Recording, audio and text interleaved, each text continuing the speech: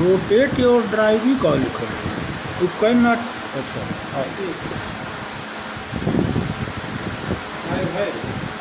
हैं?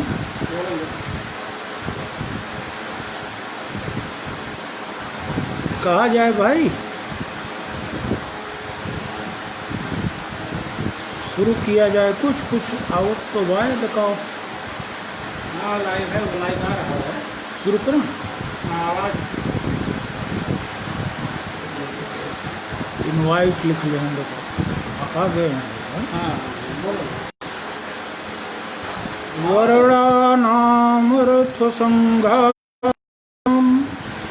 रसानाम छंदसामपि मंगलानाम च कर्तारौ देवाणी विनायकौ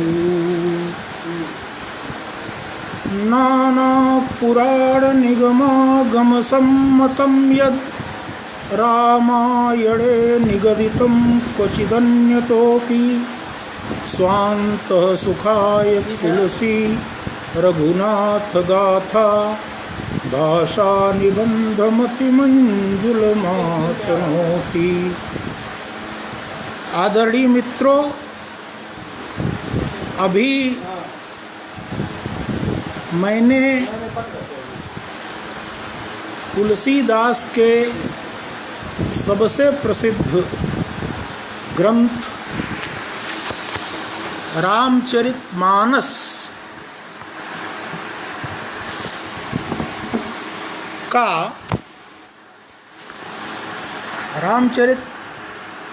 का एक तरह से उपोद्घात के रूप में प्रयोग किया है, यानी उनकी कविता ही उद्धृत की है। बहुत से लोग जो इसमें शामिल होंगे वो ये सोच रहे होंगे कि मैंने श्लोक से शुरुआत कर दी, तो बहुत सारे लोग इससे नाक भौं सिकोड़ सकते हैं, असहज हो सकते हैं। ये क्या बात हुई कि बात की शुरुआत श्लोक से की जा रही है। तो इसके बारे में मुझे ये कहना है कि जैसे आजकल हिंदी में जो आधुनिकतम विचार विमर्श चल रहा है, उसमें हिंदी में भी अगर कोई बात की जाती है या बातें की जाती हैं, तो सबसे पहले उनमें विदेशी लेखकों, विदेशी कवियों, विदेशी विचारकों के उद्धरण उद्धृत करके अपनी बात की शुरुआत अक्सरहां की जाती है। जैसे कि कोई ब्रेख्त के उद्धरण देकर शुरू करता है, कोई बर्ट्रैंड रसेल के उद्धरण देकर शुरू करता है, कोई टी.एस. इलियट को उद्धृत करता है, कोई ऑक्टेवियो पाज को उद्धृत करता है। तो मैं तो इस समय उसी कवि की कविता एक तरह से इसके प्रस्तावना के तौर पर उद्धृत कर रहा हूँ। और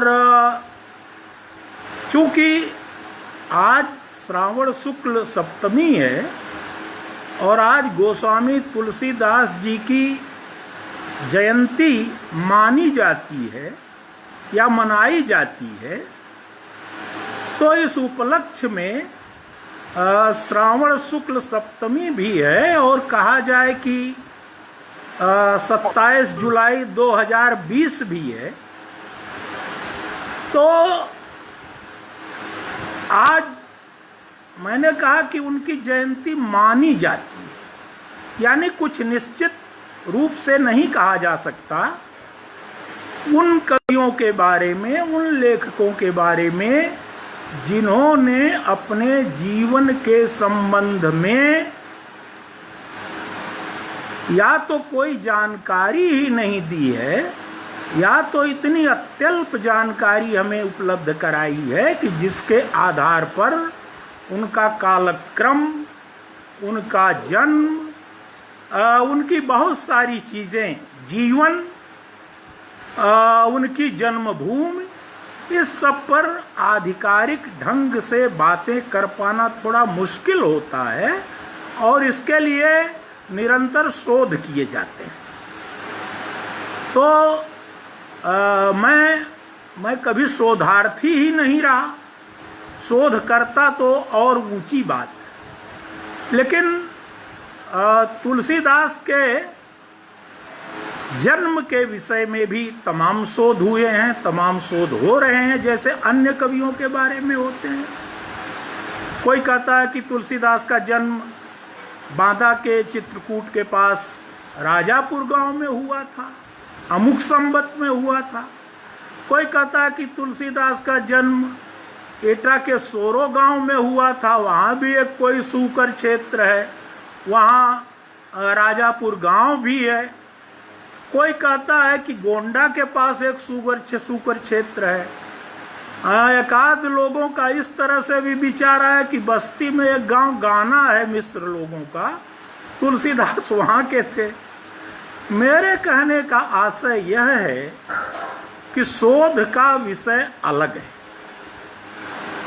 और किसी कवि पर, किसी लेखक पर बात करना, मुझे लगता है कि अगर मैं शोध की तमाम प्रतिपत्तियों की ओर जाऊंगा तो बातें जहां की तहां रह जाएंगी। इस नाते क्योंकि तुलसीदास के विषय में इसी नाते मैं एक काल्पनिक जन्म मानकर चल रहा हूं कि वो काल्पनिक तिथि है, उनकी जन्मभूमि को भी मैं मानकर चल रहा हूं कि वह एक काल्पनिक जन्मभूमि है।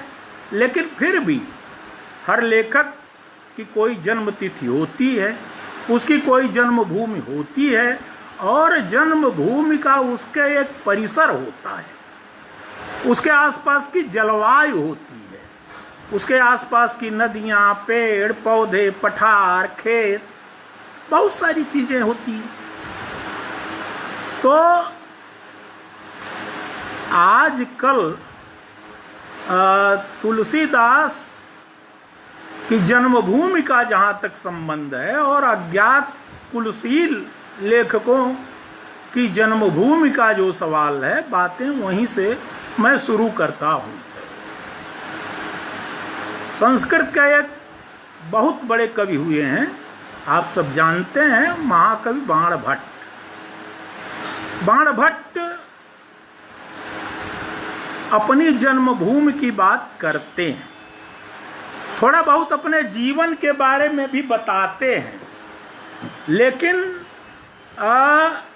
बाकी चीज़ों के बारे में उन्होंने अपने गांव के नाम का भी उल्लेख किया है। प्रीतिकूट पहाड़ी गांव है उनका, और जन्मभूमि के बारे में उनका ये कथन है कि सहज स्नेह पास ग्रंथि बंधनाश्च बांधव भूता दुस्त्यजा जन्मभूमया। जो जन्मभूमि होती है किसी भी लेखक की, वो जन्मभूमि चूंकि सहज स्नेह पास, उस जन्मभूमि से अपने लेखक बहुत सहजता के साथ वहां से रागात्मक संबंध उसका रहता है। इस नाते वो जन्मभूमि और बंधु बांधवों से भरी रहती। बंधु बांधवों का अर्थ यही है कि केवल सगोत्रीय लोगों से ही नहीं, बल्कि अपने तमाम परिचित समाज से चूंकि जुड़ी हुई होती है। इस नाते दुस्त्यजा, जन्मभूमि जो होती है, दुस्त्यज होती है, उसे छोड़ना थोड़ा कठिन होता है। तो तुलसीदास की भी कोई जन्मभूमि होगी जिसके बारे में उन्होंने खुद नहीं बताया है। उन्होंने रामचरितमानस की रचना का समय जरूर बताया है कि संवत 1631 करो कथा हरिपद धरसी सा। रामचरितमानस की रचना का आरंभ 1631 संवत में होता है। तो आज जब 27 जुलाई 2020 है और ये कहा जा रहा है कि यह जो 2020 है, यह पूरी दुनिया के लिए यह एक इतिहास में बहुत बड़ा निर्णायक मोड़ है 2020, क्योंकि हम एक ऐसी दारुण और विकट स्थिति का सामना कर रहे हैं। मतलब ग्लोबल शब्द बड़ा नया शब्द है, वैश्विक स्तर पर एक ऐसा संकट आया हुआ है, चाहे ये मानवजन्य है जैसा कि कहा जा रहा है, या कहीं से भी निकला हुआ जो ये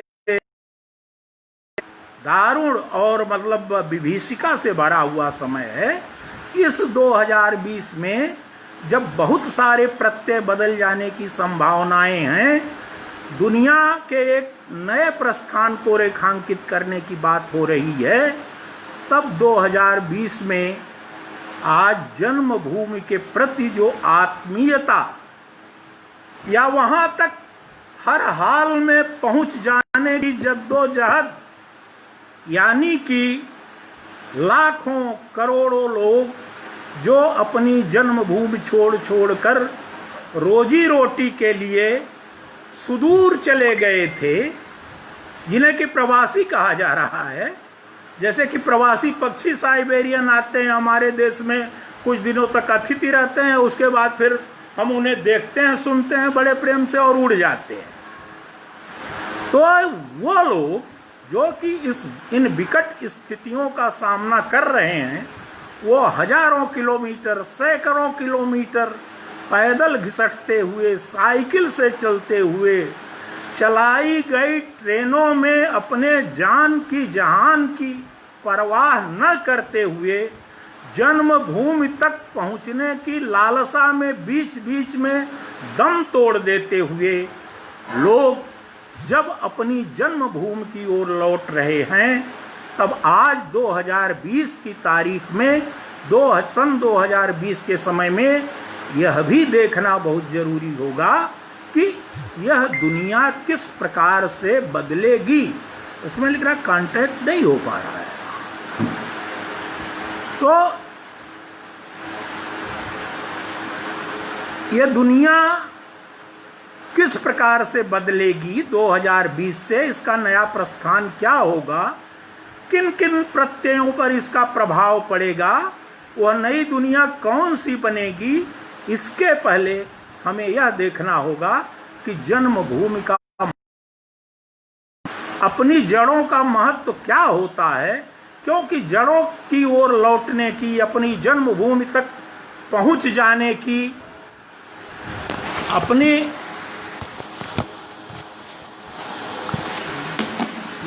अपने गांव, अपने देश तक वापस चले जाने की, जैसा कि बाणभट्ट भी करते थे कि प्रीत कूटा निर्गच्छत। बाणभट्ट अपने पहाड़ी गांव प्रीतकूट से बार बार निकल जाते थे, लेकिन फिर वो बार बार अपने पहाड़ी गांव लौट भी जाते थे। इसका भी वर्णन हर्षचरित में बाणभट्ट ने स्वयं ही किया था।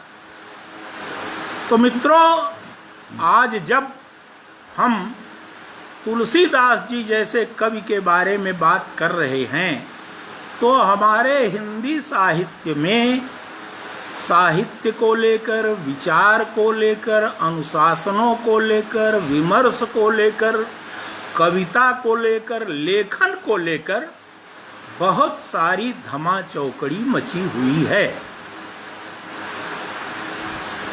अभी एक नया विचार आया है कि हम लोग जो यहाँ देख रहे होंगे, ये मान के चल रहे हैं कि तुलसीदास ब्राह्मण थे, ब्राह्मण कुलोत्पन्न थे। जैसे कि रामचंद्र शुक्ल ने कबीर को भी कह दिया था कि वो किसी विधवा ब्राह्मणी की संतान थे, लालन पालन जुलाहे के यहाँ हुआ। लेकिन सत्यापन इसका कुछ और ढंग से हुआ कि मतलब वो जुलाहे मूल रूप से ही थे। रामचंद्र शुक्ल के बारे में भी कि वो ब्राह्मण थे, और चूंकि तुलसीदास के सर्वाधिक मानक कवि, या रामचंद्र शुक्ल के सर्वाधिक मानक कवि तुलसीदास ही हैं, तो रामचंद्र शुक्ल भी ब्राह्मण हैं, तुलसीदास भी ब्राह्मण हैं, और उन्हें पढ़ने वाले, सुनने वाले अधिकांश लोग भी, ब्राह्मण कहना अगर सीमित करना हो रहा है तो कहा जाए कि सवर्ण है, या कुलीन है, या आभिजात्य वर्ग के लोग हैं।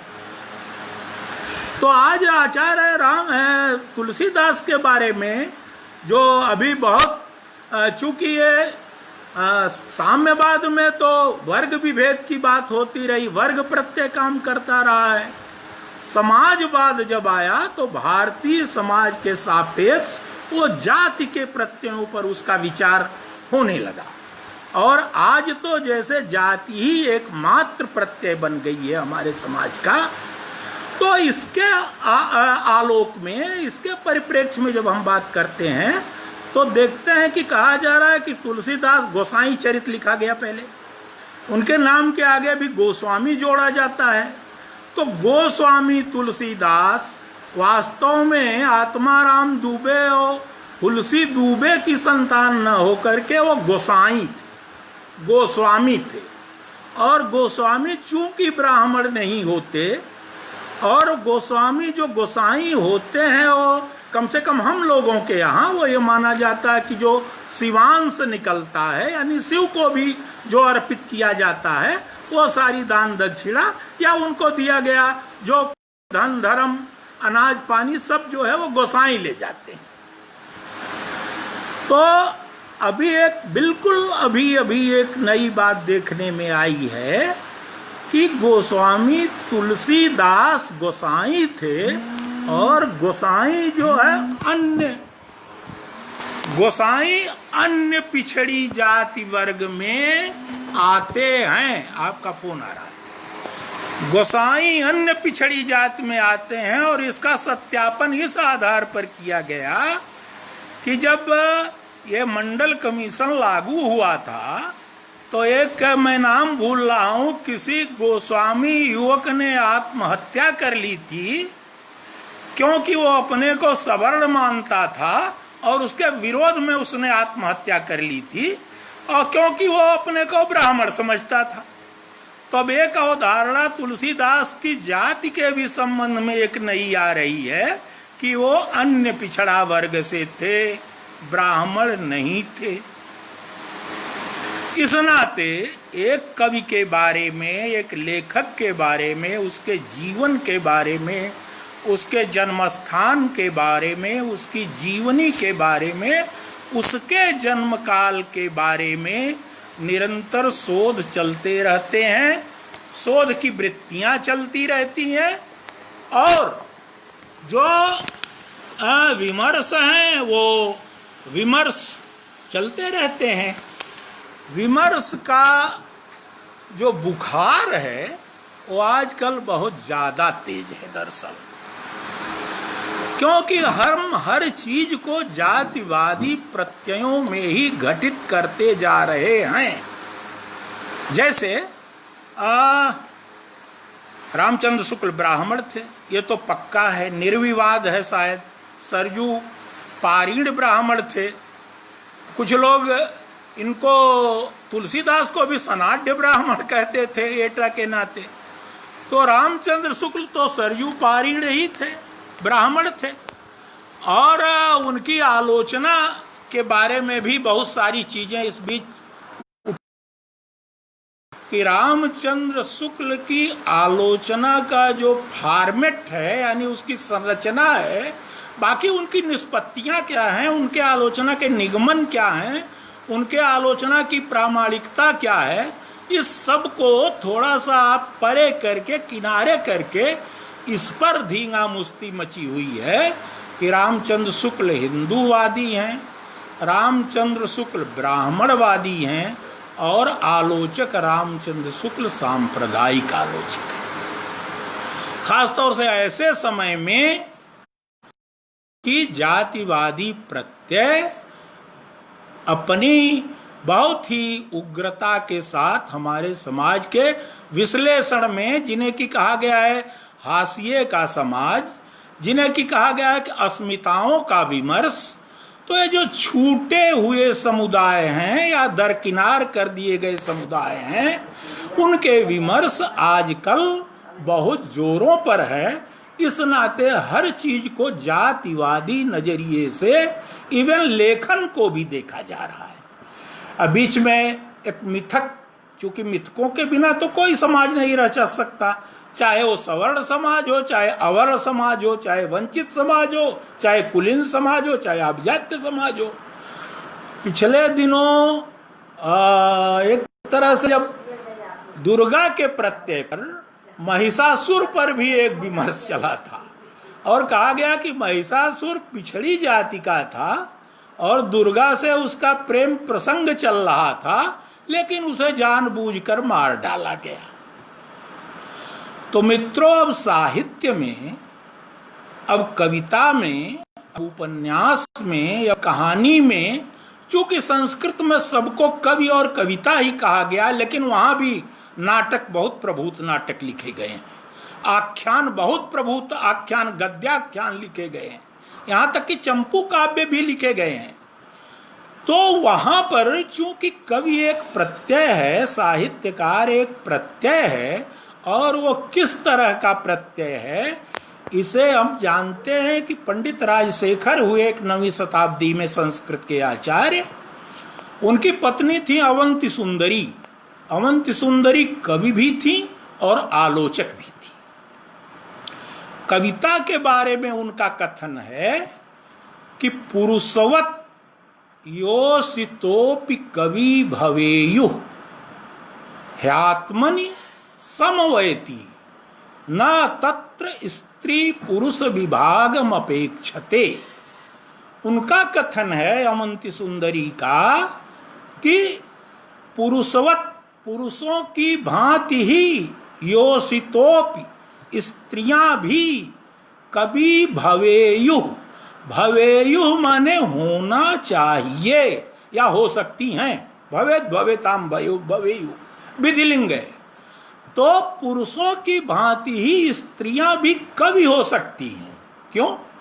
कि आत्मनि समवयति, क्योंकि जो आत्मा है, यानी कवि की आत्मा या स्त्री की आत्मा या पुरुष की आत्मा, और चूंकि हमारे यहाँ आत्मा भारतीय दर्शन में, भारतीय जीवन में, उसके भीतर आत्मा एक ऐसा प्रत्यय है जिसे जड़ जंगम सचराचर सबके भीतर पाया जाना बताया गया है।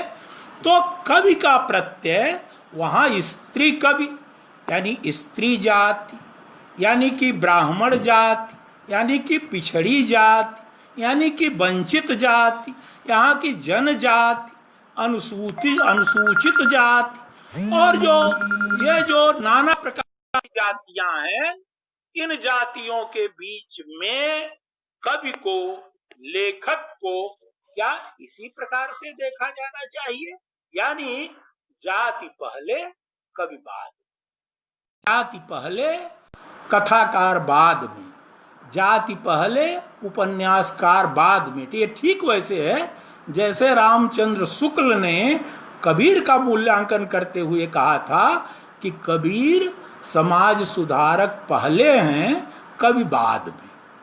तो मित्रों, जो ये समाज सुधार का, बल्कि कहा जाए कि सामाजिक परिवर्तन का, रिफॉर्मेशन का बिल्कुल उलट पलट देने वाला जो सिद्धांत चला है या चलाया गया है, तो जो वामपंथी विचारधारा थी, इसे वर्ग संघर्ष के आधार पर समाज को उलट पलट देना चाहती थी। क्रांति, जैसे सूर्य जो था वो क्रांति का एक ऐसा उपमान हो गया था, प्रत्यय हो गया था कि सूर्य जैसे केवल प्रचंड ही होता है।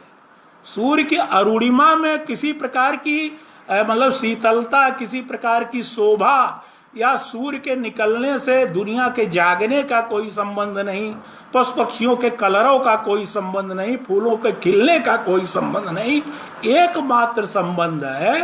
तो सूर्य जो रूपक बना, उपमान बना, वो केवल क्रांति का उपमान बन गया।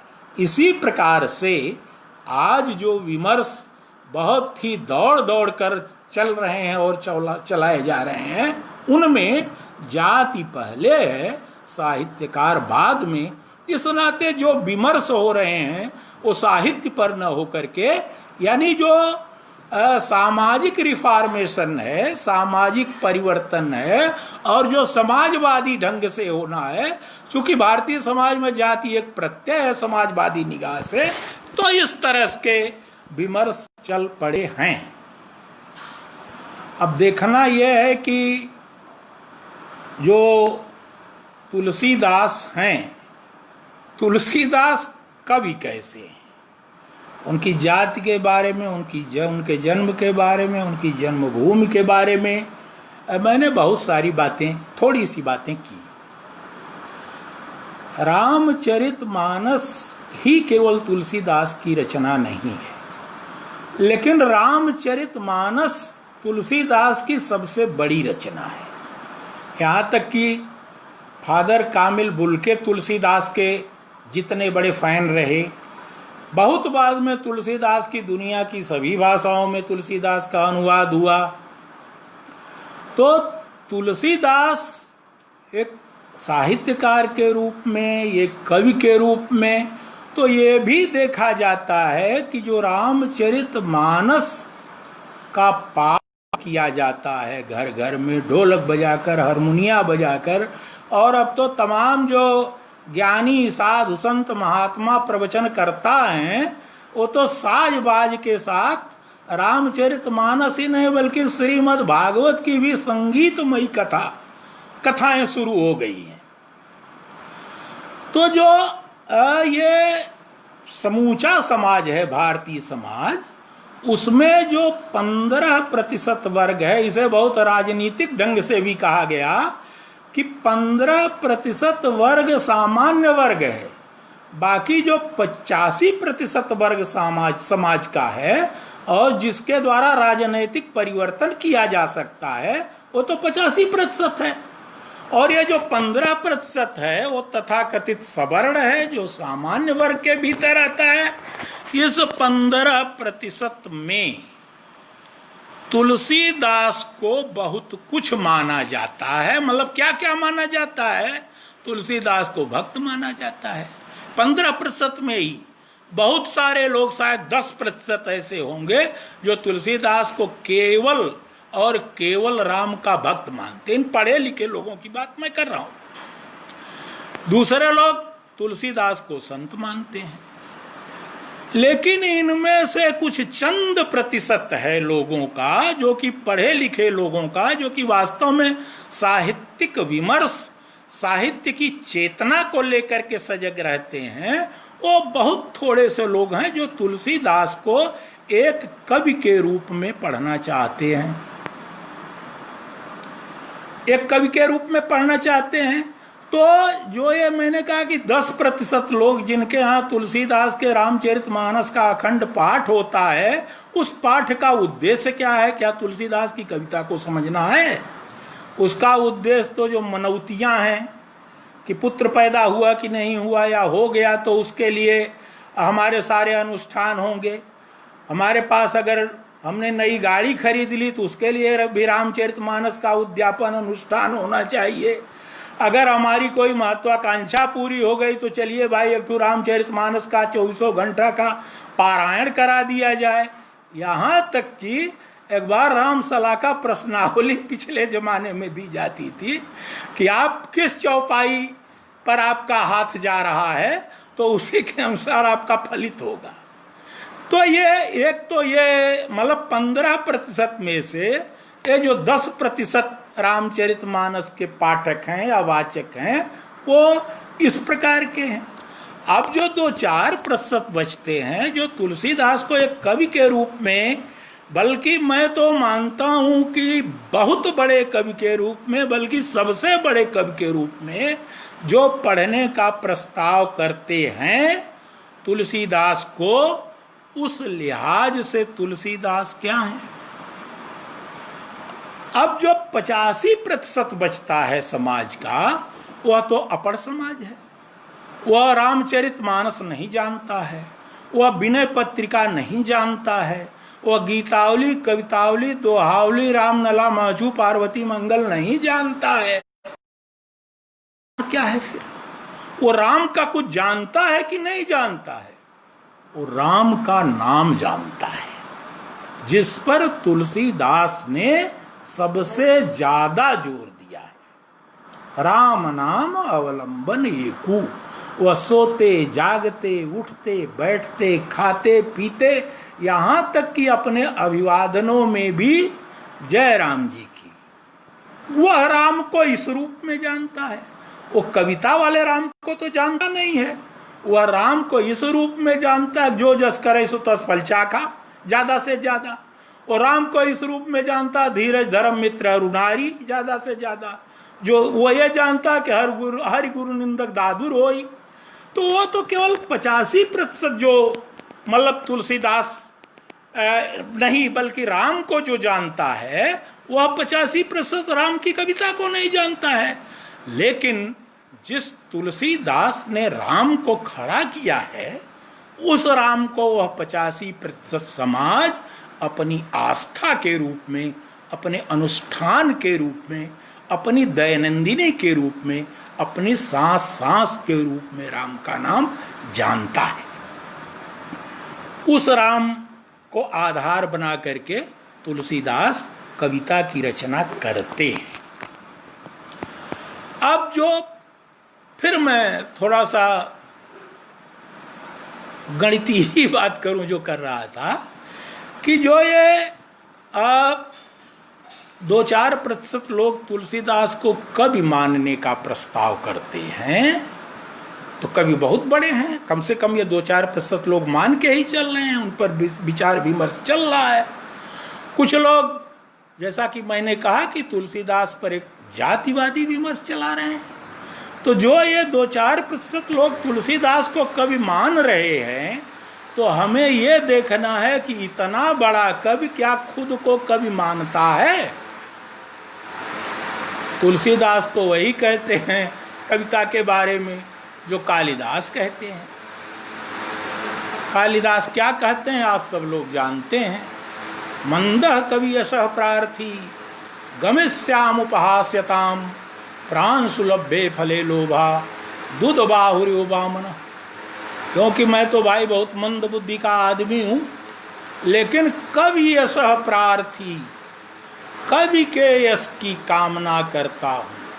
कालिदास जैसा महाकवि वो कहता है कि मैं तो बहुत मंद बुद्धि का आदमी हूँ, लेकिन मैं कवि का गौरव, कवि का यश चाहता हूँ। तो आप कल्पना कर सकते हैं कि कवि का प्रत्यय कितना बड़ा होता होगा जब इतना बड़ा कवि अपने को इतना क्षुद्र कवि साबित कर रहा है। तो तुलसीदास को हम सब तो कवि मानते हैं, मान लीजिए, लेकिन क्या तुलसीदास खुद को कवि मानते हैं? कवि न हो नहीं बचन प्रवीणु सकल कला सब विद्याहीन। कबीरदास तुलसीदास तो यहाँ तक कहते हैं कि भाई मैं तो कवि हूँ ही नहीं। मैं मुझ में कवि के लक्षण, कवि के गुणधर्म, बल्कि कवि की प्रतिभा, काव्य प्रतिभा जिसे कहा गया है, प्रतिभा, व्युत्पत्ति, यह सारी चीजें जो आती है, जिसे कि टी.एस. इलियट ने भी लक्ष्य किया था शायद, कि मतलब ट्रेडिशन एंड इंडिविजुअल इंटेलेक्चुअल, मतलब जो है यानी परंपरा और प्रतिभा, इन दो प्रत्ययों का इलियट ने जो जिक्र किया था, तुलसीदास तो कहते हैं कि मुझ में काव्य प्रतिभा है ही नहीं, काव्य वैशिष्ट है भी नहीं कोई, कालिदास की ही तर्ज पर कहते हैं। और हम पढ़ने लिखने वाले लोग जो कविता के एक पाठक हैं, कविता के एक भावक हैं, कविता समझना चाहते हैं, समझने की जिज्ञासा रखते हैं, एक कवि का प्रत्यय क्या होता है इसके बारे में जानना चाहते हैं, तो तुलसीदास कहते हैं कि हम तो कवि हैं ही नहीं। इतने नहीं, कलि के कबिन करो परनामा। तुलसीदास यहाँ तक आगे जाते हैं कि उनके समय में लिखने वाले जितने भी कवि हैं, तुलसीदास ये तो कहते ही नहीं कि हम महाकवि हैं, वो कहते हैं कि कलि के कबिन करो परनामा, कि मतलब कलिकाल में या हमारे समय में जितने भी लोग कविता लिख रहे हैं मैं उन सबको प्रणाम करता हूँ। यह विनम्रता है एक कवि की, यानी कवि के लिए सबसे जरूरी चीज है निरहंकार होना। अगर अहंकार है, हमारे समय की कविता का क्या है?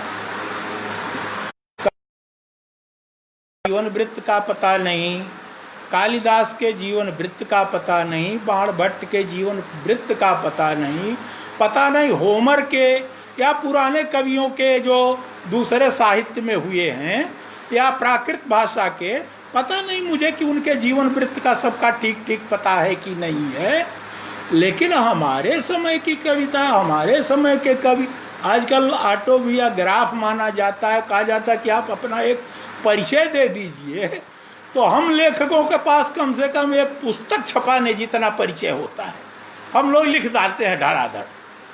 लेकिन जो महाकवि है या जिसकी कविता इतनी बड़ी है, वो कहता है कि कवि न हो नहीं वचन प्रवीण, सकल कला सब विद्याहीन, इतने नहीं, वो इतना आत्मविस्तार करता है कि मैं अपने समय में लिखने वाले समस्त कवियों का स्वागत करता हूँ, अभिनंदन करता हूँ, प्रणाम करता हूँ। लेकिन जबकि हम इतने दम्भ से भरे हुए हैं कि लगता है कि कविता जो हमने लिख दी वो कालजयी, अकालजयी, विश्वव्यापी, और मतलब हिंदी भाषा की हुई न हुई, लेकिन दुनिया की भाषाओं में कविता छप गई, इस नाते वही कविता कविता।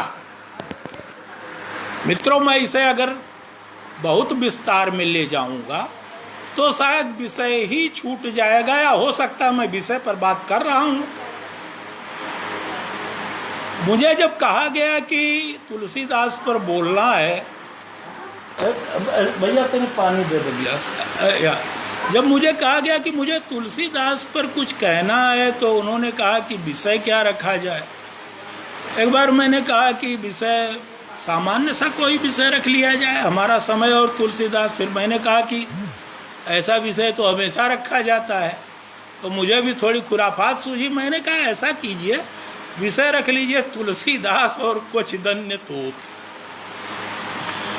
तो यह जो क्वचिदन्य तोप की ही अभी तक मैं बात कर रहा हूँ, क्योंकि क्वचिदन्य तोप कुछ इधर उधर, यानी कुछ चीजें मैंने, तुलसीदास जब कहते हैं कि नाना पुराण निगमागम सम्मतम यत् रामायणे निगदितम क्वचिदन्य तोपी, यानी मैं वेद सम्मत बात कर रहा हूँ, पुराण सम्मत बात कर रहा हूँ, क्या करके स्मृति सम्मत बात कर रहा हूँ, उपनिषद सम्मत बात कर रहा हूँ, भागवत सम्मत बात कर रहा हूँ, या मतलब जितने भी शास्त्र हैं, आर्ष ग्रंथ हैं, मैं सब उन्हीं की बातें कर रहा हूँ। मौलिकता तो मुझ में कोई है ही नहीं। यह कवि तो खोल कर कह रहा है भाई कि मेरे भीतर किसी प्रकार की मौलिकता नाम की चीज, कवित्व का गुण है ही नहीं। और कुछ लोगों ने तुलसीदास को कहा तुलसीदास कवि ही नहीं, वो तो अनुवाद करता है, ये भी बहुत सारे लोगों ने कहा है। खैर, कहने वाले तो कुछ भी कह रहे हैं, कहते रहते हैं, थोड़ा सा हम लोग भी कहते सुनते हैं और कहा सुना जा रहा है जो कुछ भी मेरी समझ में आ रहा है। कहने का आशय ये है कि तुलसीदास जब कहते हैं कि वेद, यागम, निगम, पुराण, स्मृत, सारी चीज़ों में जो कहा गया है मैं उन्हीं चीज़ों को कह रहा हूँ, और थोड़ा बहुत क्वचिदन्य तोपी, थोड़ा बहुत मैं इधर उधर की बातें कर रहा हूँ। इधर उधर का आशय अभी मैंने जो कुछ शुरू में अब तक कहा वह भी है, और एक आशय यह भी है कि इन पुराण, वेद, शास्त्र, उपनिषद, स्मृतियों के अतिरिक्त मैं अपने समय या उसके पहले के साहित्यिक ग्रंथों, साहित्यिक रचनाओं की भी बात कर रहा हूँ कि मैंने वहाँ से भी कुछ ग्रहण किया है। क्वचिदन्य तोपी, इधर उधर से भी ग्रहण किया है। थोड़ा पानी पी लेते हैं।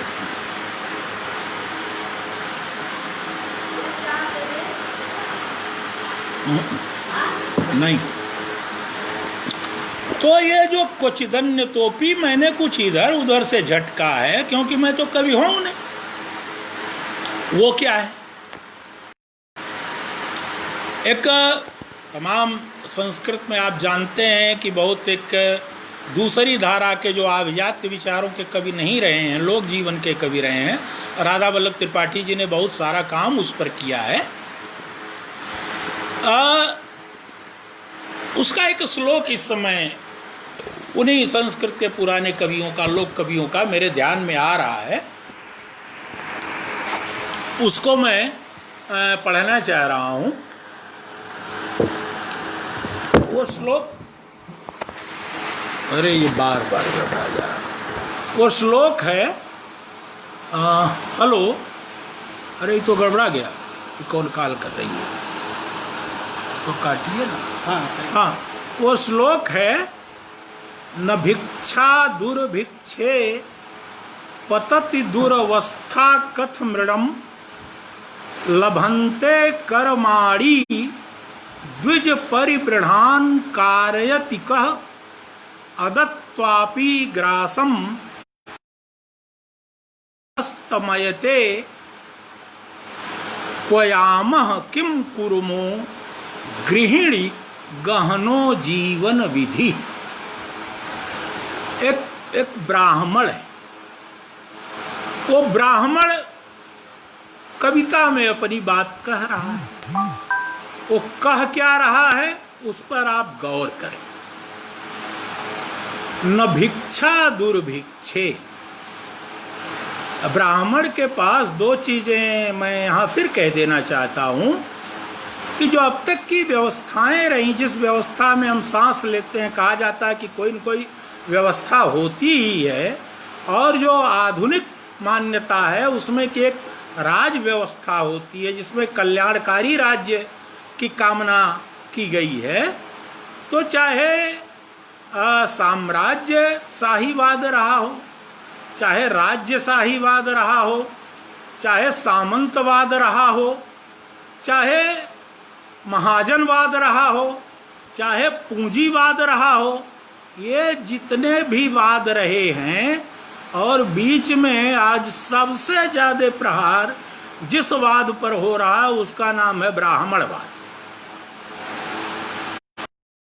भी वाद रहे हैं, इन वादों में एक बात सुनिश्चित है कि ब्राह्मण के पास कभी आर्थिक संपदा, दो एक ब्राह्मण छिटपुट इतिहास में राजा पाए गए हैं, लेकिन इनके पास आर्थिक सत्ता कभी नहीं थी। इन्हें जो कुछ अर्थ या जीविकोपार्जन तो ज्यादा से ज्यादा तो मंगते ही थी, मंगता ब्राह्मण थे, भिक्षाटन करने वाले ब्राह्मण थे। दूसरे पुरोहित वर्ग था, पुरोहित वर्ग को कुछ आय हो जाती थी, कर्मकांड से आय होती थी, जिसके बारे में तुलसीदास ने ठीक लक्ष्य किया है कि पौरोहित्य कर्म अति मंदा। तुलसीदास ने उन कर्मकांडी लोगों को या ब्राह्मणों को कहा है कि बहुत मंद कर्म करने वाले, एक तरह से अधम कर्म करने वाले लोग हैं। लेकिन जो शेष ब्राह्मण समुदाय रहा है वो भिक्षाटन का समुदाय रहा है, उसके पास कोई संपदा नहीं। और जो राजशाही, साम्राज्यशाही, सामंतवाद, महाजनवाद, पूंजीवाद, ये जितने वादी प्रत्यय हैं ये सब आर्थिक साम्राज्य वाले प्रत्यय रहे हैं। तो ये कहना था, मैं कह रहा था कि एक ब्राह्मण कवि कहता है कि न भिक्षा दुर्भिक्षे, दुर्भिक्ष अकाल पड़ा हुआ है, अकाल में कहीं मांगने पर भीख नहीं मिल रही है। न भिक्षा दुर्भिक्षे पतति दुरवस्था, बिल्कुल अवस्था एकदम से गिरी हुई सबकी हो गई है, पूरे समाज की अर्थव्यवस्था चरमरा गई है। कथमृणम, तो कोई हमें कर्ज भी कैसे देगा जब पूरे समाज की हालत खस्ता हाल है। तो एक तो ना तो मांगे भीख मिल रही है, न कोई कर्ज देने को तैयार है। न भिक्षा दुर्भिक्षे पतति दुरवस्था कथमृणम लभन्ते कर्माणि। थोड़ा बहुत काम वाम तो चल रहा है, कुछ रोजगार है छिटपुट, गारा देना, माटी देना, ठेला खींचना, रिक्शा खींचना, ये सब कुछ काम है छोटे मोटे, यानी श्रम करने वाले काम हैं। लभन्ते कर्माणि, लेकिन विडंबना क्या है उस ब्राह्मण की? द्विज परिबृढ़ान कारयति कः। वो बाभन है, ये माना जाता है कि वो तो आदरणीय है समाज में, तो उसको, उससे जो मतलब निम्न जाति के लोग हैं, उससे जो थोड़ा अवर समाज माना जाता है, वो कोई उसे मजदूरी कराएगा ही नहीं, उससे तो कोई काम भी करने को नहीं देगा, क्योंकि वो समझ रहा है कि ये तो श्रेष्ठ है समाज का। और समाज के श्रेष्ठ से अब मैं गुरु का शब्द का प्रयोग नहीं किया कर रहा हूँ, क्योंकि हम लोग विश्व गुरु तक चले गए हैं, देश को भेजा जा रहा है विश्व गुरु तक। तो जो ब्राह्मण है, यह विडंबना देखिए कि थोड़े बहुत जो चिटपुट रोजगार हैं वो उसको इस नाते नहीं काम मिल रहा है क्योंकि वो ब्राह्मण है, उससे कौन काम कराने जाएगा, श्रम का काम उसे कौन लेगा। हालांकि आज का जो समाज है, बम्बई से जो लोग दिल्ली से, जो लोग हरियाणा से, हिसार से, पंजाब से, पुणे से लौटे हैं, कोई नहीं कह सकता कि इसमें सिर्फ वंचित समाज के लोग हैं। ऐसे भी लोग रहे हैं उसमें जो केवल ईंट गारा ही नहीं ढोते थे, दूसरे काम करते थे, दूसरे रोजगार करते थे, और उन्हीं लोगों के साथ बहुत सारा हिस्सा उस तथाकथित उच्च समाज का भी रहा है। तो लभंते कर्माणि द्विज परिबृढ़ान कारयति कः अदत्वापि ग्रासम। एक ग्रास, एक कौर दिए बिना दिनपति रसावस्तमयते, सूर्य जो है वो ढल जा रहा है, अभी तक मुंह में ग्रास नहीं पड़ा है, एक कौर खाने को नहीं मिला है, लेकिन पूरा दिन बीत जा रहा है। तब ऐसे में क्या करें? क्वयामः किम कुर्मो, ध्यान दीजिए पदावली पर, क्वयामः किम कुर्मो गृहिणी गहनो जीवन विधि। क्वयामः कहाँ जाऊं, किम कुर्मो क्या करूं। और जब तुलसीदास की कवितावली की वह कविता आप याद कीजिए कि खेती न किसान को, तो जीविका विहीन लोग सिद्धमान सोच बस, कहाँ एक एकन सो कहाँ जाई का करी। तो यह जो क्वयामः किम कुर्मो, यह तुलसीदास क्वचिदन्य तोपि से ला रहे हैं। ये जो इधर उधर की बातें हैं, साहित्य की परंपरा में जो चिटकी हुई हैं, बिखरी हुई हैं, और वो इस समाज के बिना नहीं बनती हैं। मित्रों, मेरा ख्याल है कि तो अब जब एक कवि बात करता है, कविता लिखता है, तो वह उस समय उसे कम से कम निरहंकार होना चाहिए। तुलसीदास बहुत बड़े कवि मुक्तिबोध माने जाते हैं। ऐसा आधुनिक संवेदना के, आधुनिक चेतना के, जो दुनिया बदली, उसकी बौद्धिक चेतना के बहुत भारी कवि मुक्तिबोध जी माने जाते हैं। मुक्तिबोध ने ये कहा है तुलसी के बारे में कि तुलसीदास ने हमारे प्रगतिशीलों या प्रगतिवादियों के हाथ को कमजोर कर दिया है। अब मुक्तिबोध जी का कथन तुलसीदास के संबंध में यह है कि तुलसीदास ने प्रगतिशीलों के हाथ को कमजोर कर दिया है।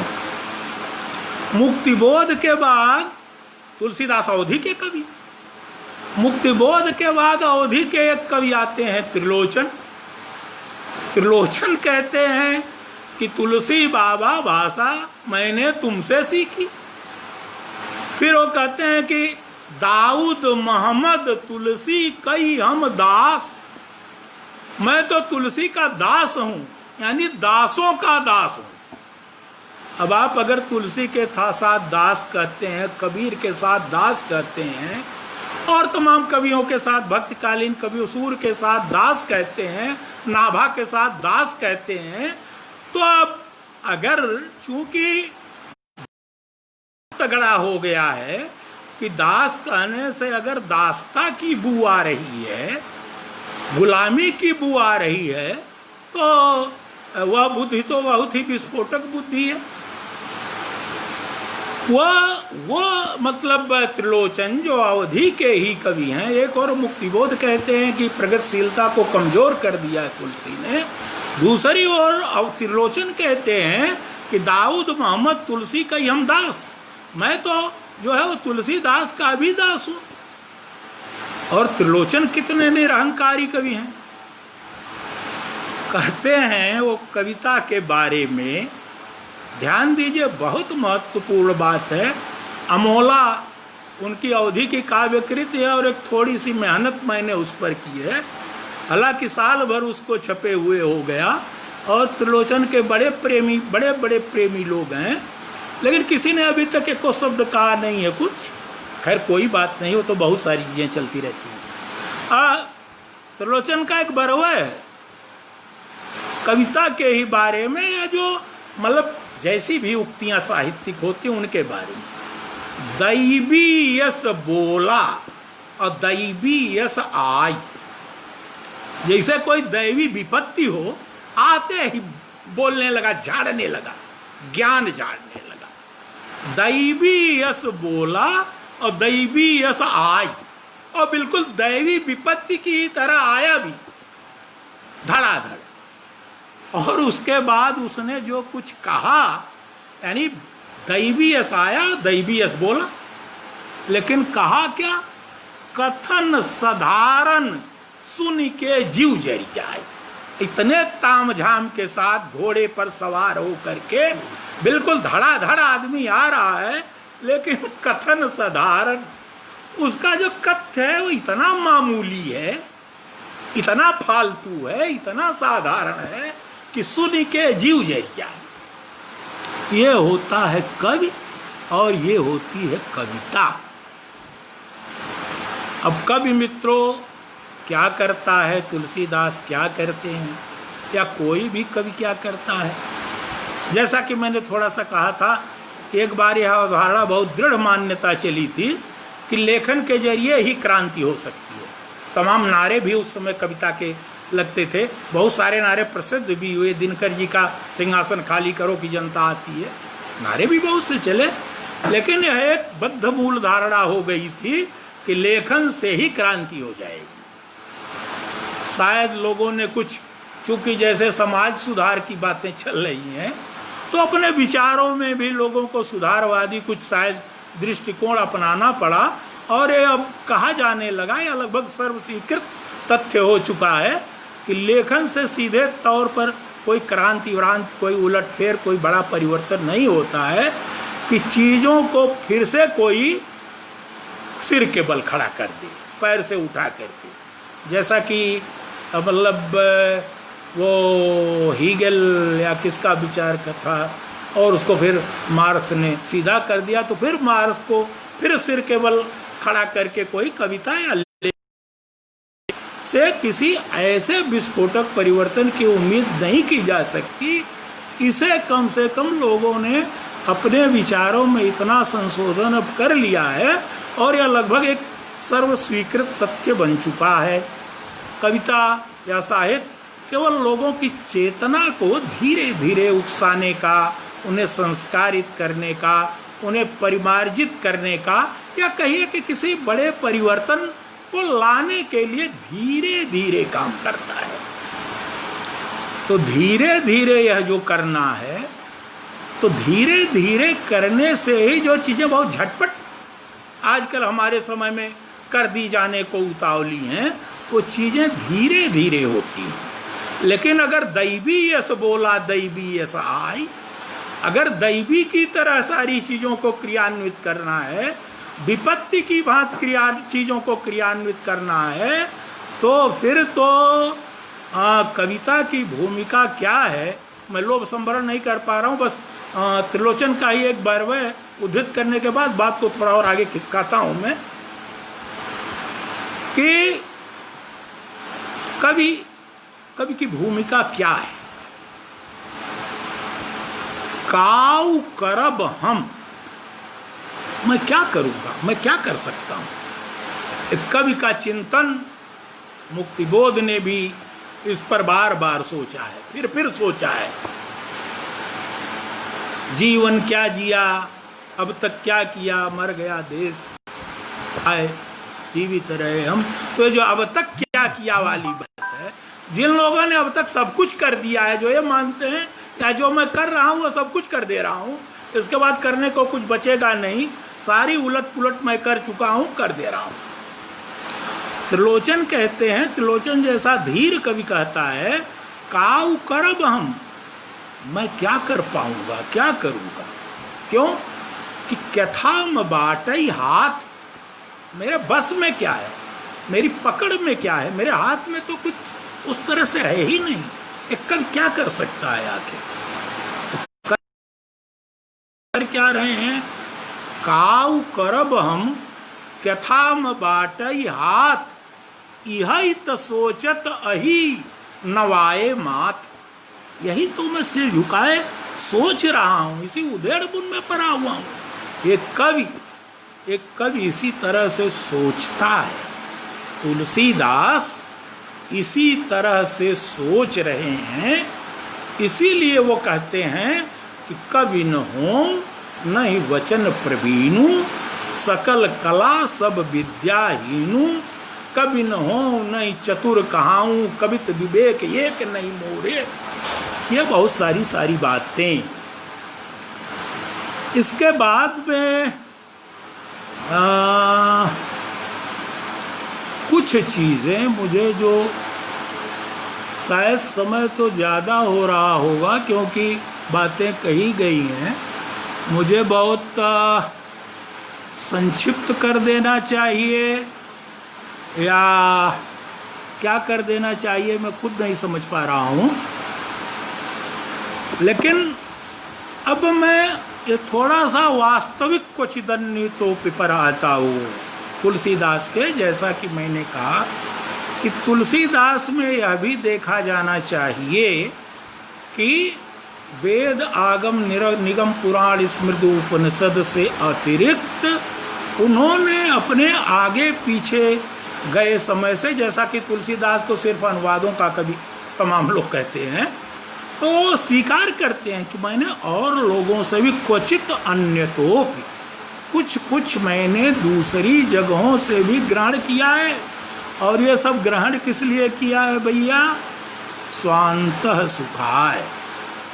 कोई बहुत बड़ा मेरा उद्देश्य नहीं है, सिर्फ अपने मन को बहलाने के लिए, मन थोड़ा सा मन के विरेचन के लिए, मन के निर्वेद के लिए स्वांतः सुखाय। अरे जो मैं राम की गाथा वगैरह ये कह रहा हूँ, बाँच रहा हूँ, तो तुलसीदास की संपूर्ण कविता पर किन किन चीज़ों का प्रभाव पड़ा है, उन कुछ ग्रंथों का नाम मैं आपके सामने उद्धृत कर दे रहा हूँ और शायद एक आध उदाहरण भी कह देता हूँ। अनर्घ रामायण, एक रामायण लिखा गया, अनर्घ रामायण। वो मुरारी कवि थे संस्कृत के, उन्होंने अनर्घ रामायण लिखी।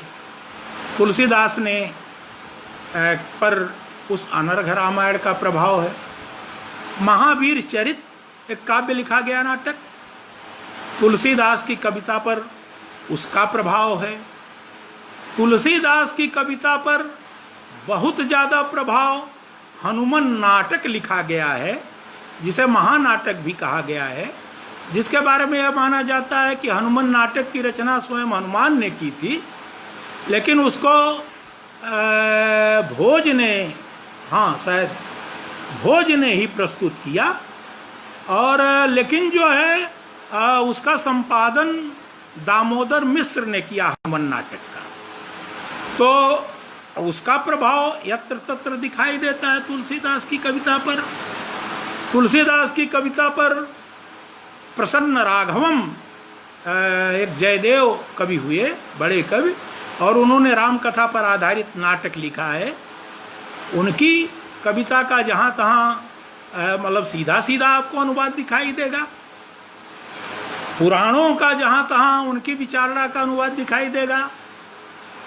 पुराणों का मैंने कहा, श्रीमद् भागवत का, तो मैं दो एक उदाहरण आपके सामने रख देता हूँ। इसके बहुत समुद्र में तैरने की ज़रूरत नहीं है। उसके बाद फिर मैं इस बात का थोड़े से शब्दों में समाहार कर दूंगा। तो जैसा कि मैंने कहा मित्रों कि क्या क्या प्रभाव पड़ा है तुलसीदास की कविता में, दो एक उदाहरण मैं रख देता हूँ, आपको पता चल जाएगा। आप लोग बहुज्ञ हैं, बहुत बड़े पाठक हैं, अनुशीलक हैं, जैसे हम प्रसन्न राघव को ले लेते हैं थोड़ी देर के लिए। प्रसन्न राघव जयदेव का नाटक है।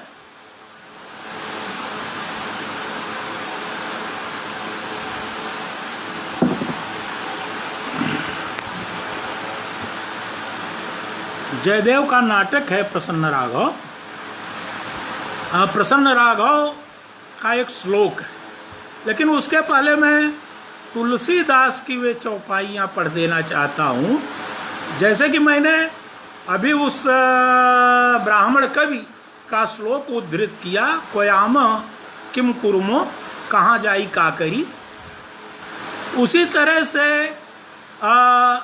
मैं ये हनुमान नाटक नहीं बल्कि प्रसन्न राघवम का श्लोक तुलसीदास की चौपाई पहले उद्धृत करता हूँ।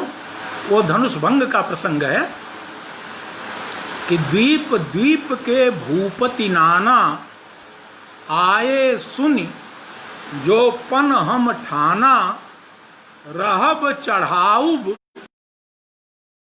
तिल भर भूमि न सक्यौ छुड़ाई, अब जन को माखै भटमानी, वीर विहीन मही में जानी। ये दशरथ जनक जी का अमरस है। धनुष नहीं टूट रहा है, तमाम बड़े बड़े योद्धा आए हुए हैं, द्वीप द्वीप के भूपति नाना। प्रसन्न राघव में जयदेव का श्लोक है, आ द्वीपात परतोप्यमी नृपतयः, द्वीप द्वीप के भूपति नाना।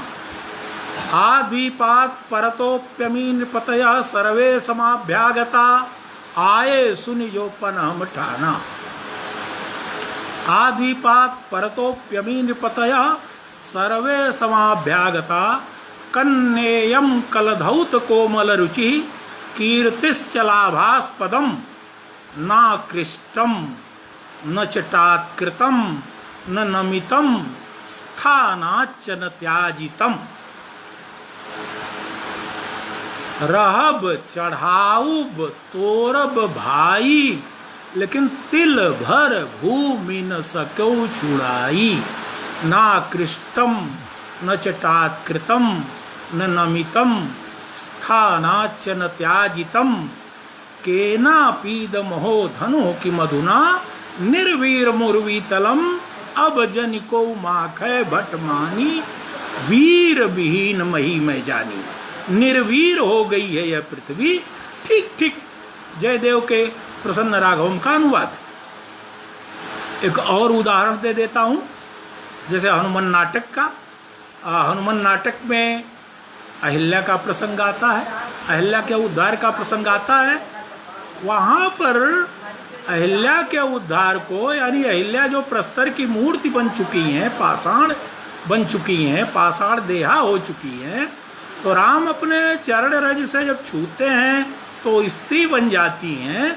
इस पर सीता व्यंग कर उद्धार पर हनुमान नाटक में वे कहती हैं, पद कमल रजोभिर मुक्त पाषाण देहा, मलभत यद अहिल्याम गौतमो धर्म पत्नीम। यानी जो पद कमल रज है राम की, उसका स्पर्श करके उससे मुक्त पाषाण देहा, जो प्रस्तर मूर्ति है, पाषाण देह है अहिल्या की, वो उससे मुक्त हो जाती। अलबत उन्होंने एक स्त्री का शरीर पुनः प्राप्त कर लिया, और गौतमो धर्मपत्नी, जो गौतम की धर्मपत्नी अहिल्या है, यह सीता व्यंग कर रही है राम के, जब वो अपने चरण रज से स्पर्श कराते हैं और अहिल्या पुनः मानवी बन जाती है, स्त्री बन जाती है, सीता व्यंग कर रही है। यह हनुमान नाटक में। अब इसी को तुलसीदास कवितावली में कैसे कहते हैं आप लोग जानते हैं। उन्होंने एक दूसरा ही संदर्भ दे दिया है, बिंद के बासी उदासी तपी, व्रतधारी बिना सब नारी दुखारे, गौतम तीय तरी तुलसी सो सखा, कथा सुन भे मृद बिंद सुखारे।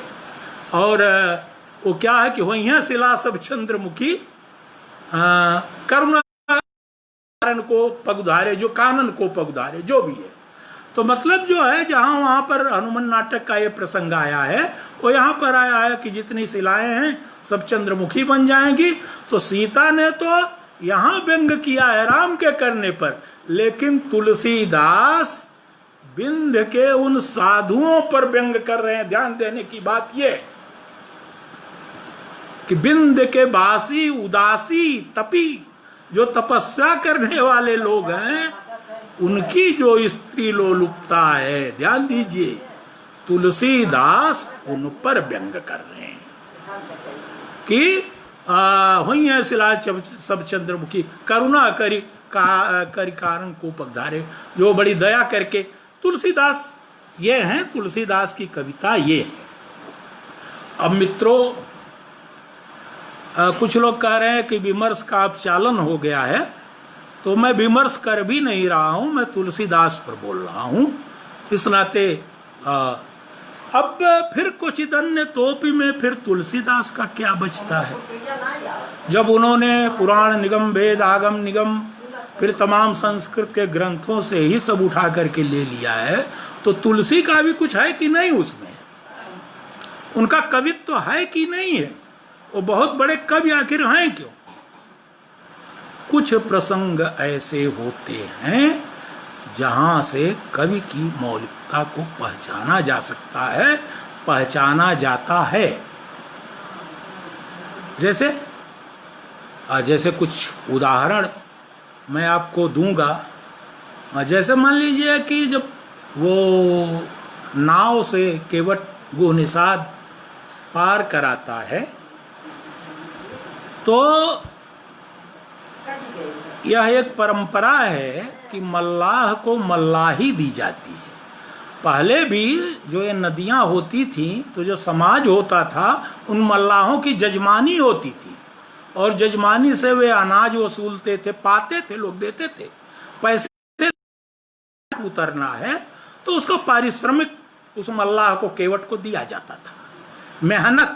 मेहनताना, इसका प्रसंग किसी भी आर्ष ग्रंथ में, वेद, पुराण, उपनिषद, शास्त्र या संस्कृत के ग्रंथों में केवट को मेहनताना देने का, एक श्रमिक को उसका दातव्य देने का जिक्र कहीं नहीं है। और आप जानते हैं कि जब केवट ने पार उतार दिया तो कहेउ कृपाल लेहु उतराई। राम ने कहा कि निषाद, गुह निषाद राज, आप उतराई तो ले लीजिए, आपने हमें पार कराया है, नाव खे कर लाए हैं, यहाँ तक मेहनत करके लाए हैं, पतवार चला के लाए हैं, तो जो उसका पारिश्रमिक बनता है। आजकल बहुत से लोग ज्ञानी हैं, रिक्शा वाले को अगर जाते हैं तो अगर वो कह दिया कि गोलघर से मतलब जो है कचहरी का, वहाँ का रेलवे स्टेशन का 10 रुपया है, तो कहेंगे अरे यार 8 ले लो। और ऐसे लोग हो सकते हैं उसमें जो कि मतलब 20 रुपया पान खाने पर खर्च कर देते होंगे।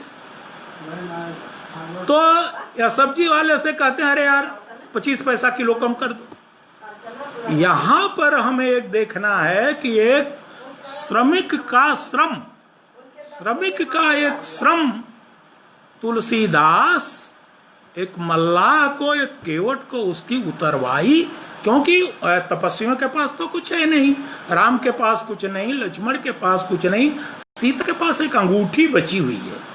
तो कहेउ कृपाल, और इसका जिक्र किसी ग्रंथ में नहीं है। कहेउ कृपाल लेहु उतराई, केवट चरण गहेउ अकुलाई, सी यही की पिय जान निहारी, मन मुदरी मन मुदित उतारी। और तुरंत राम ने सीता की ओर देखा, ये नहीं कहा कि तुम अपनी अंगूठी उतार कर दे दो। आखिर समझदारी और कहते किसे हैं? ना समझ हो ना समझदारी होने में ही फर्क है। नामवर जी कहते हैं कि जब हजारी प्रसाद द्विवेदी जी से उन्होंने पूछा था कि सबसे बड़ा सुख क्या है, तो नामवर जी ने कहा था समझा जाना, और सबसे बड़ा दुख क्या है? न समझा जाना। तो सीता से राम ने यह नहीं कहा कि तुम अपनी अंगूठी उतार कर दे दो, केवल राम ने सीता की ओर देखा। आप प्रसंग को देखिए, संदर्भ को देखिए, ये कहते नहीं है राम, लेकिन सीता समझ जा रही हैं उन्हीं आंखों से कि प्रसंग क्या है। तो सियहि की पिय जान निहारी। उनके मन की बात सीता समझ गई कि अब जो है ये मेहनताना देने की बात कर रहे हैं। मन मुदरी मन मुदित उतारी, कहे कृपाल लेहु उतराई। तो आप ध्यान दीजिए, वो यही बात आखिर में कहता है कि बहुत काल में कीन मजूरी। वो एक मजदूर है, वह एक श्रमिक है, और उस श्रमिक को उसका मूल्य अदा करना, यह एक कवि की अपनी मौलिक दृष्टि है, चारु दृष्टि कहीं नहीं। दूसरी तीसरी बात, दो एक बातें और करूंगा, बहुत ज्यादा नहीं करूंगा, क्योंकि अभी थोड़ी सी बात करनी है राज्य की बात। चूंकि हर समय एक राज्य व्यवस्था होती है, एक सत्ता होती है। तुलसीदास का हमारे समय में क्या बातचीत है, आप लोग शायद पूरे संदर्भ को देखेंगे। मेरा ये अनुरोध है, केवल कुछ बातों को, कुछ टुकड़ों को लेकर के ये आप नहीं कुछ करेंगे। खैर, फिर प्रसंग आते हैं कि तुलसीदास फिर मौलिकता क्या है। मैं कह रहा हूँ मौलिकता ये किसी कवि की होती है कि वो अपने आसपास के जीवन से, अपनी जन्मभूमि से, अपनी भाषा से खास तौर से, और अपने लोगों से, अपने परिसर से, अपनी प्रकृति से क्या चुनता है। राजस्थान का कवि होगा तो रेत का वर्णन, ऊंटों का वर्णन, वहां की दुरूहता का वर्णन, वहां के प्रेम का वर्णन, वहां की प्रकृति का वर्णन। अगर कोई पहाड़ का कवि होगा तो पहाड़ी सौंदर्य का वर्णन। आप बाणभट्ट में ही देखिए, विंध्याटवी का कितना कितना बृहद विहंगम वर्णन है विंध्याटवी का, यह वर्णन आता है। तुलसीदास के यहाँ जो अपने समाज का, अपनी जन्मभूमि का, अपने समय का, अपनी भाषा की जो लोकानुभूति है, जो जीवनानुभूति है, जो स्वानुभूति है, जो परानुभूति, सहानुभूति और परानुभूति जैसे शब्दावली की भी खूब चर्चा हुई है। तो तुलसीदास की जो जीवनानुभूति है, जो लोकानुभूति है, जो काव्यानुभूति है, वो अपनी क्या है। एक ही बात देखिए आप, बस एक आध उदाहरण ही दे देता हूं, बाकी चीजों में झंझट में नहीं पड़ूंगा। दशरथ ने जब दशरथ से कैकेयी ने कहा कि इसका और भी संदर्भ है कि मतलब तापस वेश विशेष उदासी, ये इसमें अनर्घ राघव में भी आता है इसका प्रसंग। जानबूझ के मैंने तमाम चीजों को छोड़ दिया, इस नाते उसमें जाने का कोई मतलब नहीं है। जब कैकेयी ने बिल्कुल वज्र के समान लगने वाली बात दशरथ से की कि तापस वेश विशेष उदासी, 14 वर्ष राम वनवासी, तो वो जो स्थिति है उस पर प्रभाव कैसा पड़ता है दशरथ के हृदय पर। दलक की उठऊ शून्य हृदय कठोरू, जनि छुई गयऊ पाक बर तोरू। ये दलक उठना क्या है, ये भाषा में क्या होता है दलक उठना। जैसे आप किसी छत पर चलते हो तो उसकी जो एक धम धम की आवाज सुनाई देती है, कंपन छोटा छोटा रहता है उसमें, उसको कहते हैं दलकना या दलका कहते हैं। वो जमीन जहां पर मतलब भास जाने की गुंजाइश रहती है उसको कहते हैं दलकना। तो दलक की उठे सुनी हृदय कठोरू, दशरथ का हृदय कैकेयी के वज्र वचन को सुन करके दलक उठा। कैसे दलक उठा भाई? जनु छुई गयऊ पाक बरतोरू। ये बरतोर एक पाका होता है, फोड़ा, यानी जो आपका रोआ है, जो बाल है, ये जब कच्चे टूट जाता है तो उसकी जगह एक फोड़ा हो जाता है। उसको कहा गया कि पाक बरतोरू, वह बरतोर पाका जो है, और वह जब मतलब कठेस रहता है, यानी पूरा परिपक्व नहीं रहता है, तो थोड़ा ठोस रहता है। अगर वह पाका छू जाए हाथ से तो हृदय दलक उठता है। तो कहते हैं कि दल की उठो सुनि बचन कठोरू, जन छुई गयो पाक बरतोरू। यह तुलसीदास का जीवनानुभव है, यह लोकानुभव है। ऐसे ही जब वो कहते हैं कि मागे बारिद दे ही जल रामचंद्र की राज, एक ऐसा समाज बन रहा है जहां की पिछले दिनों में कम से कम 25 सालों में यह पता ही नहीं चल रहा है कि ऋतु परिवर्तन क्या होता है, ऋतु चक्र क्या होता है। गर्मी में बरसात हो रही है, बरसात में जाड़ा हो रहा था, जाड़े में गर्मी हो रही थी। यह जो मतलब ऋतु चक्र है, यह इतना मनुष्य के विपरीत कैसे हो गया है, प्रकृति इतना प्रतिकूल क्यों होती जा रही है।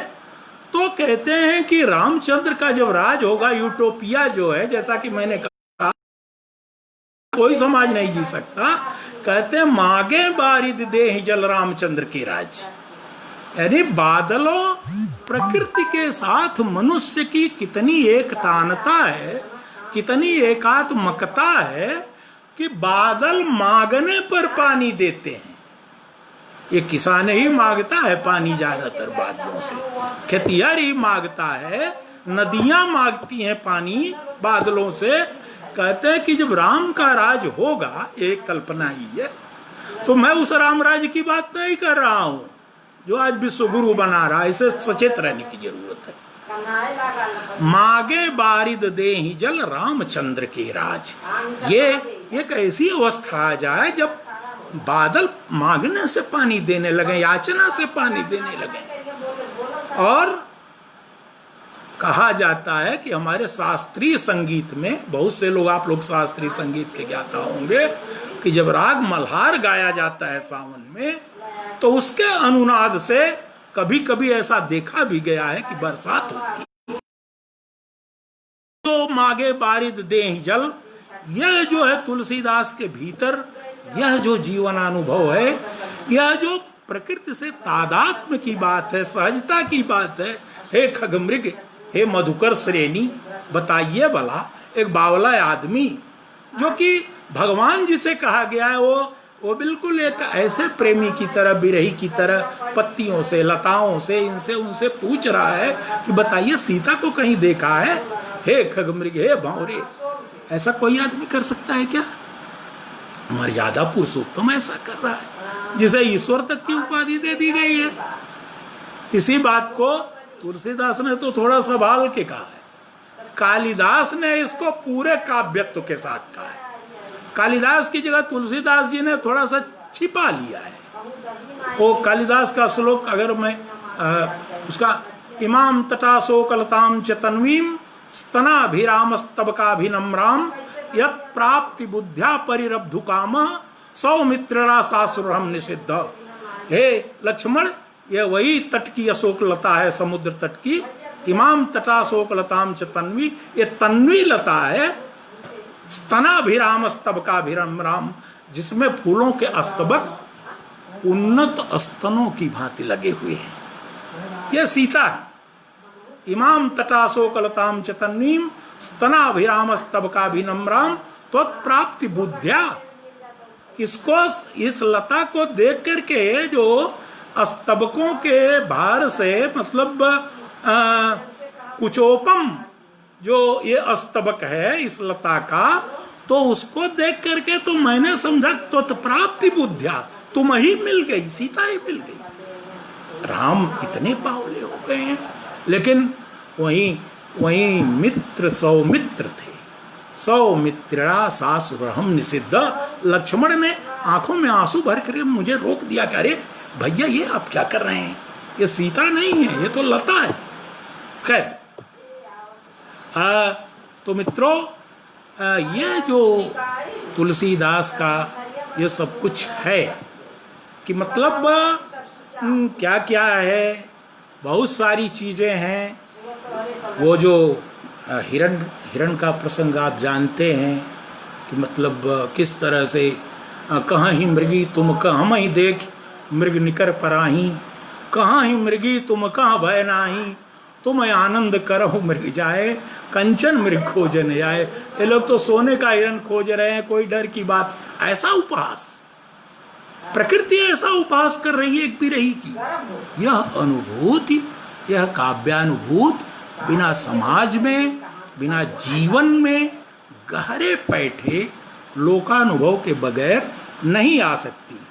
अब थोड़ी सी बात, मैंने बात शुरू की थी या बात की भी जानी चाहिए, चूँकि हर चीज़ में राजनीति ये बात की जाती है कि नॉन इस क्या कहते हैं, कुछ भी सब कुछ पॉलिटिकल है, तमाम बातें कही जाती हैं। खैर मैं पॉलिटिक्स की बातें ये नहीं कर रहा हूँ। राज्य व्यवस्था होती है, कल्याणकारी राज्य की कामना की जाती है। तुलसीदास ब्राह्मण थे कि नहीं, ये भी मतलब चर्चा का विषय है। मैं ये नहीं कहता कि वो ब्राह्मण थे, मेरी बातें आप, मेरा स्टैंड आप स्पष्ट रूप से समझ लीजिए। इसी नाते मैंने ये भी नहीं कहा कि आज उनकी जयंती है, मैंने कहा मानी जाती है। खैर, तो ब्राह्मणों की बहुत प्रशंसा तुलसीदास ने की शुरू में ही रामचरितमानस। लेकिन जब राज्य व्यवस्था की जहां बात आती है, रामराज्य जो उनका यूटोपिया आता है, ब्राह्मणों की और पाखंडी ब्राह्मणों की उतनी ही कड़ी और घनघोर निंदा तुलसीदास करते हैं। किन शब्दों में करते हैं? मतलब कविता के शब्दों में करते हैं।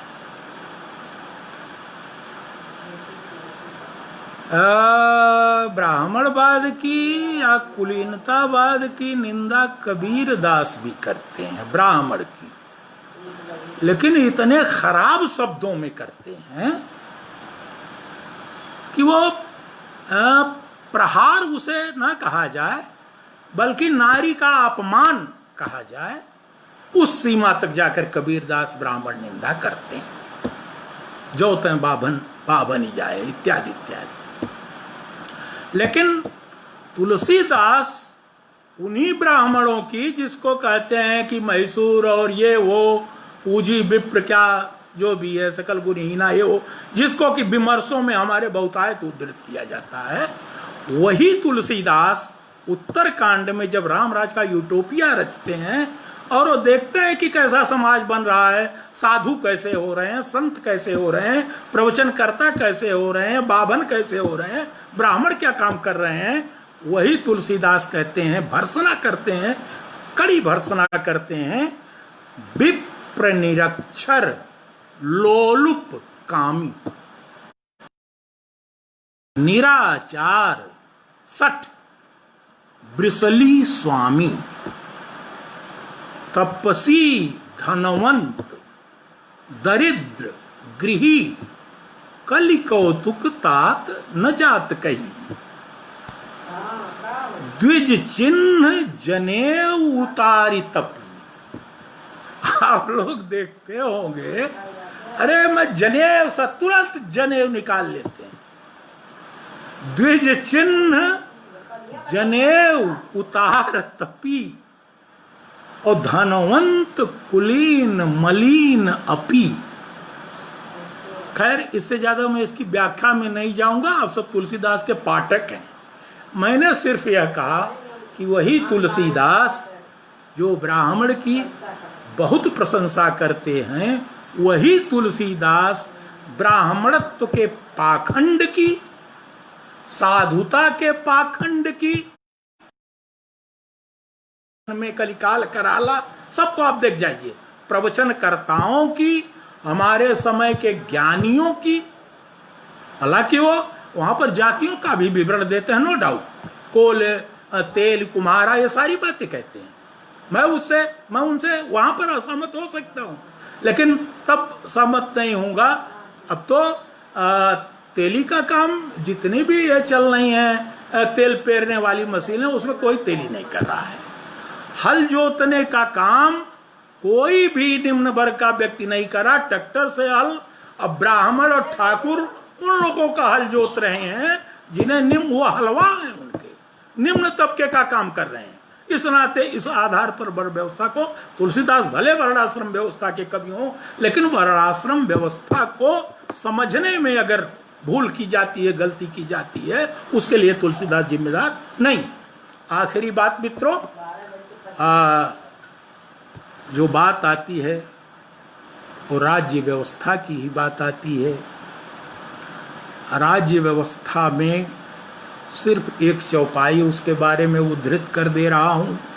जैसी हमारी राज्य व्यवस्था है, जहाँ से मैंने बातें शुरू की थी, जनजीवन जैसा है, कितना त्रस्त है, कितना व्याकुल है, कितना निरीह हो चुका है, कितना पददलित जीवन हो चुका है मनुष्य का, और एक राज्य व्यवस्था का कर्तव्य क्या होता है। क्योंकि बहुत बातें अब नहीं बढ़ाने के न समय है न, मैं उसी स्थिति में हूँ। वही चौपाई, बहुत से लोग कहते हैं कि जा सुराज प्रिय प्रजा दुखारी, सो नृप अवसि नरक अधिकारी। जिसके राज्य में, जिस राज्य व्यवस्था में, जिस शासक की राज्य व्यवस्था में जा सुराज प्रिय प्रजा, एक तो शासक के लिए प्रजा को प्रिय होना चाहिए। जा सुराज प्रिय प्रजा, और अपना प्रिय अगर सबसे ज्यादा दुखी हो तो व्यवस्था का आप क्या करें, उस राज व्यवस्था का, उस शासन का, उस शासक का। सो नृप अवसि नरक अधिकारी, ये कभी ये नहीं कह सकता कि उस राजा को गोली मार दी जाए, उस राजा को काट दिया जाए, ये नहीं कह सकता। एक कभी ज्यादा से ज्यादा वो इतना कमजोर होता है कि वो अभिशाप दे सकता है कि जाओ तुम नरक में जाओ। और राजा का, शासक का नरक इससे बड़ा कुछ नहीं हो सकता, क्योंकि वो राज्य को तो स्वर्ग मान बैठता है। इससे बड़ा नरक नहीं हो सकता कि उसे अपदस्थ कर दिया जाए शासक के पद से। तो मित्रों, यह अभिशाप एक कवि दे सकता है, एक कवि उसके प्रति यह दुर्भावना प्रकट कर सकता है कि सो नृप अवश्य नरक अधिकारी। और इस राज्य व्यवस्था का, अगर आपको शासन व्यवस्था का वर्णन देखना हो, बहुत प्रामाणिक ग्रंथ है, कश्मीर के कल्हड़ रहे हैं, राजतरंगड़ी उनकी देख डालिए। एक तो व्याधिर दुर्भिक्ष प्रमुखा विपतो खिला, एक और अकाल पड़ा हुआ है, दुर्भिक्ष पड़ा हुआ है, लेकिन दूसरी ओर राजा क्या करता है, प्रजा नाम एक तस्वे का लुब्धता वसुधापते। लेकिन राजा जो है वो प्रजा पर कर लगा रहा है। एक और प्रजा भूखी है, प्यासी है, अकाल से बेहाल है, बाढ़ से, सूखा से, चारों ओर हाहाकार मचा हुआ है। लेकिन राजा जो है, ये कल्हड़ कहते हैं राजतरंगिणी में, कि प्रजा नाम में तस्वे का लुब्धता वसुधापति, वो कर वसूलने में लगा हुआ है। दूसरी ओर जो लाल फीता शाही है उसी राजा की, जो शासन व्यवस्था है, जिंघासव पाप कामा परस्वादायिनश्च रक्षंस्यांधिकृता नाम तेभ्यो रक्षे दिमा प्रजा।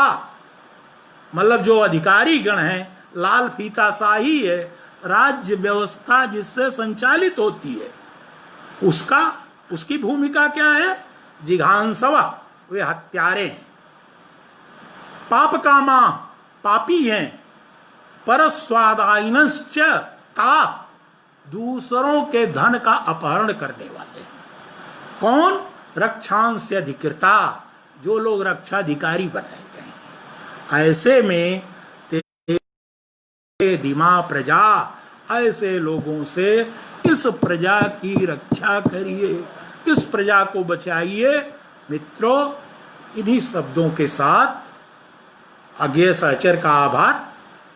जिन लोगों ने मेरी बातों को सुना उनका आभार, और ये मेरी गोस्वामी तुलसीदास जी को श्रद्धांजलि ही थी।